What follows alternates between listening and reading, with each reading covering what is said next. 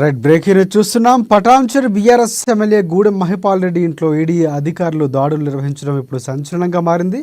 ఉదయం నుంచి పటాన్చెరు పట్టణంలో ఈడీ దాడులు కొనసాగుతున్నాయి. ఎమ్మెల్యే నివాసంతో పాటు ఆయన సోదరుడు గూడెం మధుసూదన్ రెడ్డి ఇంట్లో కూడా ఈడీ అధికారులు సోదాలు చేస్తున్నారు. ఉదయం 6 గంటలకే పటాన్చెరు చేరుకున్న 40 మంది అధికారుల బృందం ఎమ్మెల్యే మహిపాల్ రెడ్డితో పాటు ఎమ్మెల్యే సోదరుడి నివాసంలో తనిఖీలు చేస్తున్నారు. అక్రమ మైనింగ్లో పెద్ద ఎత్తున అవకతవకలు జరగడంతో పాటు పెద్ద ఎత్తున భూ ఆక్రమణలకు పాల్పడ్డారన్న ఆరోపణల నేపథ్యంలో ఈడీ అధికారులు దాడులు చేస్తున్నట్లు తెలుస్తోంది.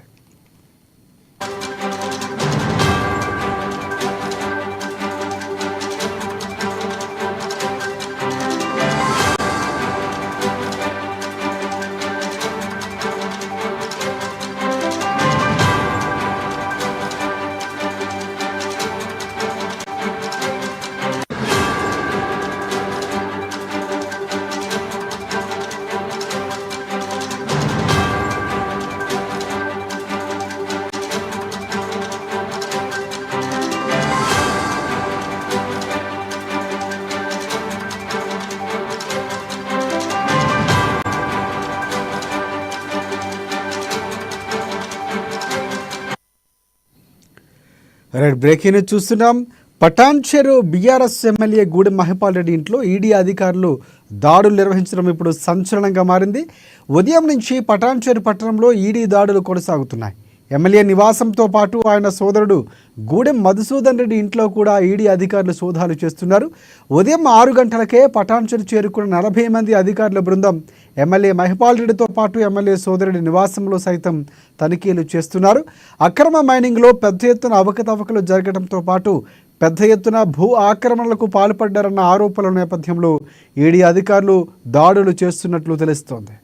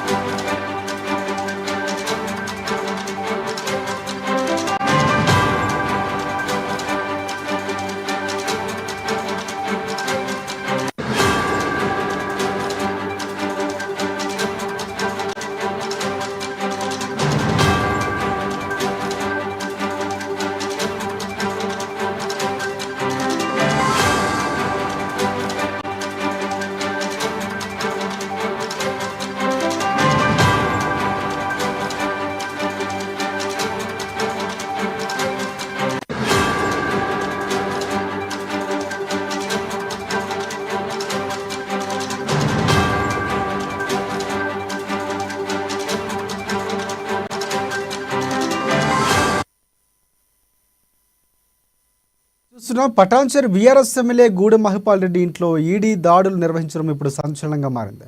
ఉదయం నుంచి పటాన్చెరు పట్టణంలో ఈడీ దాడులు కొనసాగుతున్నాయి. ఎమ్మెల్యే నివాసంతో పాటు ఆయన సోదరుడు గూడెం మధుసూదన్ రెడ్డి ఇంట్లో కూడా ఈడీ అధికారులు సోదాలు చేస్తున్నారు. ఉదయం 6 గంటలకే పటాన్చెరు చేరుకున్న 40 మంది అధికారుల బృందం ఎమ్మెల్యే మహిపాల్ రెడ్డితో పాటు ఎమ్మెల్యే సోదరుడి నివాసంలో తనిఖీలు చేస్తున్నారు. అక్రమ మైనింగ్లో పెద్ద ఎత్తున అవకతవకలు జరగడంతో పాటు పెద్ద ఎత్తున భూ ఆక్రమణకు పాల్పడ్డారన్న ఆరోపణల నేపథ్యంలో ఈడీ అధికారులు దాడులు చేస్తున్నట్లు తెలుస్తుంది. ఈ అంశానికి సంబంధించి మరిన్ని అప్డేట్స్ అందించేందుకు మా బ్యూరో చీఫ్ మనకి సిద్ధంగా ఉన్నారు లైవ్లో. ఎస్ చెప్పండి కృష్ణమూర్తి, ప్రధానంగా పూర్తి స్థాయిలో చూసుకుంటే అంటే వరుసగా గత బీఆర్ఎస్ పాలకుల యొక్క అక్రమాలు బయటపడుతున్నాయి, ప్రభుత్వం చేసేటువంటి విషయాలు కూడా బయటపడుతున్నాయి. ఇక్కడ ఈడీ దాడులకు సంబంధించి పూర్తి అప్డేట్స్ ఏంటి? కొంతకాలంగా గూడెం మహిపాల్ రెడ్డి వ్యాపార లావాదేవీల విషయంలో కొంత వివాదాలు మొదలవుతున్నాయని స్థానికంగా గతంలో కూడా మనం చూడొచ్చు.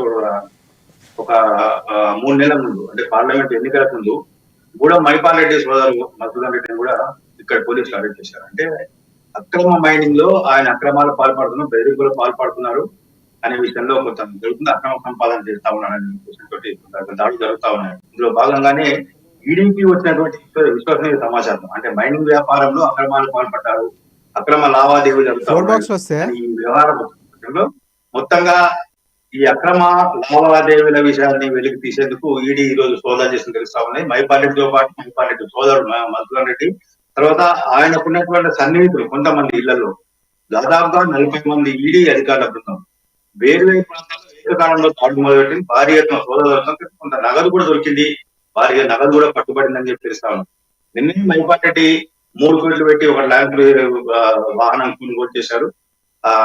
స్థానిక కారు వీటికి సంబంధించిన గతంలో ఉన్నటువంటి వాహనాలు కానీ ఆస్తులు కానీ మిగతా వివరాలు మైపాటి వరుసగా సార్లు ఎమ్మెల్యే పట్టాల్సి నుంచి 3 సార్లు ఎమ్మెల్యే తనకున్నటువంటి ప్రజాప్రతిగా తనకున్న అధికారులను అడ్డు పెట్టుకొని కుటుంబ సభ్యులు సన్నిహితులతోటి అక్రమ వ్యాపారాలు చేస్తామని చెప్పేసి ఆరోపణలు వెళ్లి వచ్చిన నేపథ్యంలో ఈ దాడులు జరగడం ప్రజా సంక్షేమం ఉన్నాయి.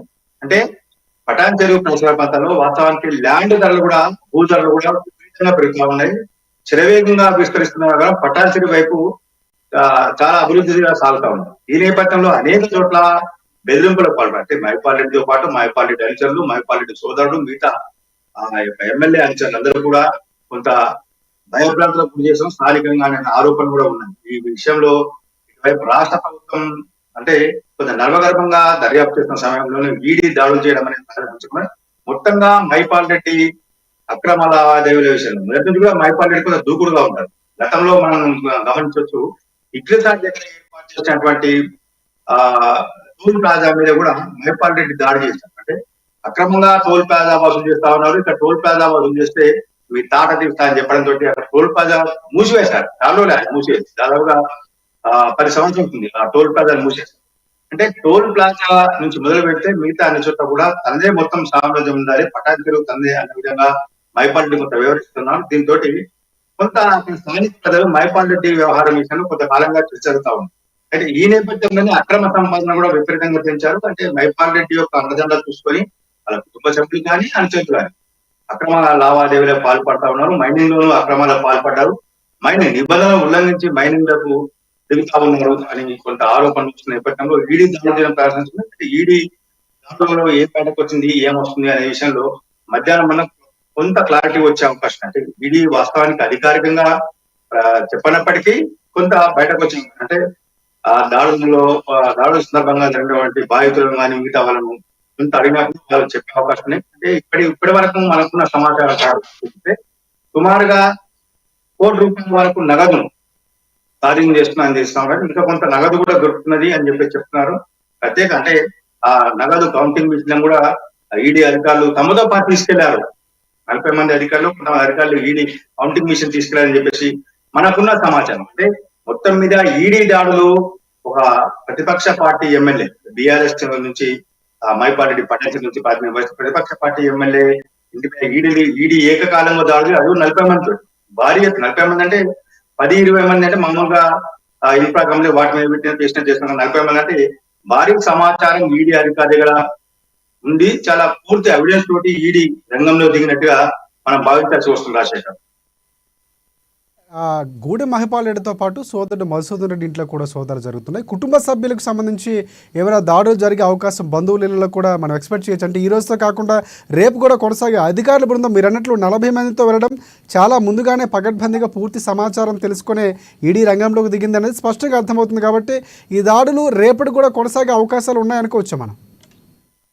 అంటే సమాచారం ఎట్లా ఉంటుందంటే ఈడీకి సంబంధించిన విషయాలు తమకు ఏమి అందింది అనే విషయాన్ని ఒకసారి వేడి తీసుకున్న తర్వాత వాళ్ళు సోదాలు జరిగినప్పుడు వచ్చేటువంటి ఆధారాలను అనుసరించి ఆధారాలను క్రోడీకరించుకున్న తర్వాత దాడులు కొనసాగించాలా లేకపోతే ఇప్పటికే ముగించాలా అనే విషయం స్పష్టంగా తెలుస్తా ఉంది.